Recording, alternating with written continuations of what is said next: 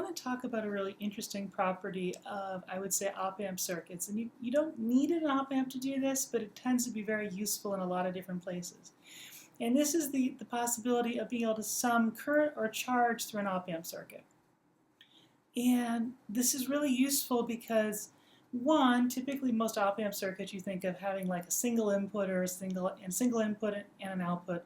But it turns out I can actually have multiple inputs to this. And so at one level, that turns out to be quite interesting that I can talk about multiple inputs, and it's useful to think about how I extend that. But it's also really useful from a computational standpoint, because in terms of computing, there's a lot of times when we talk about computing things that I want to do.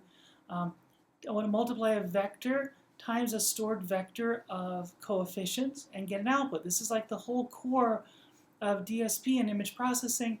And you begin to realize at a very simple circuit level, I can do all of these concepts, or I can take a sum of things and then do integration. All of this turns out to be very, very valuable. So what happens at a very simple level is imagine this simple op-amp circuit with resistive elements and a resistor in the feedback loop.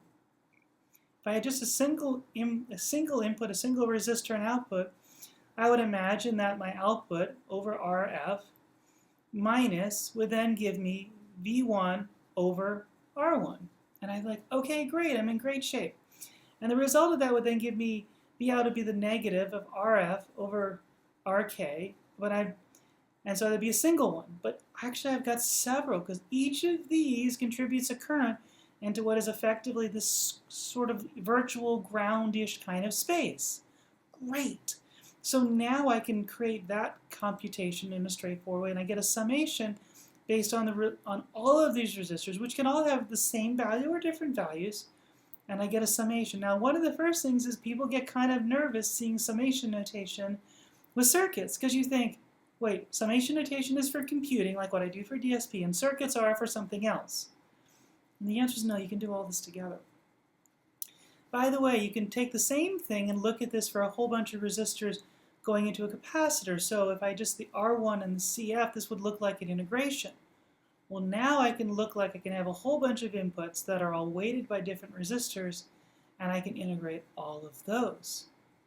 Take it one step further, I can do this with all sorts of capacitors, and in fact now I weight all the capacitors. Now again, capacitors are kind of like conductances, so they'll behave a little differently here, but basically I can now sum all of those based on it, and then I've got a capacitor in the feedback loop. This works really well. And if I look at this, then I get CK over CF. Where's the summation? There is no S there. My apologies. There is no S there. And as a result, so that S isn't there, and it's CK over CF. But because there are no S's, there's an offset that comes in because I have an S over S1 in my division that I would need to solve for. But otherwise, I have actually the ability to do all of these sort of, I would say, sort of typical computational aspects and a very, very simple circuit module.